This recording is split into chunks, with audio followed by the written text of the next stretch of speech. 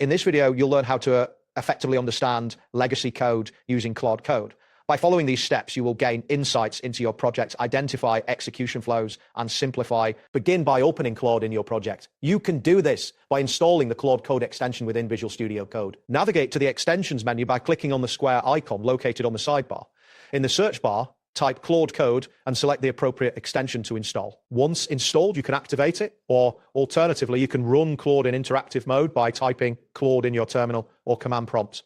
After executing this command, you will enter Claude's interactive session, which is essential for the next steps. Next, you will ask Claude directly about your project. Instead of using technical commands, type in natural language, such as explain this entire project in simple terms. This allows Claude to scan your project comprehensively.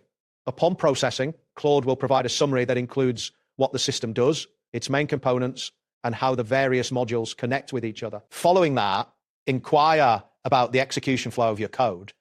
Type trace the execution flow starting from the main entry point. Claude will then describe where the execution begins, which functions are called in sequence, and how data flows through the system. This step is crucial for understanding the overall architecture and functionality of your code base. If you encounter any confusing parts, you can ask Claude for clarification by pointing to a specific file. For instance, you might type explain src/legasimaju.js step by step. Alternatively, if you find a particular function to be complex, you can ask, why is this function so complex? Can you simplify the explanation? Claude will provide detailed insights that can help demystify the intricacies of your legacy code. Finally, for very old code that requires modernization, you can request a rewrite. Type rewrite this file in modern style and explain what changed.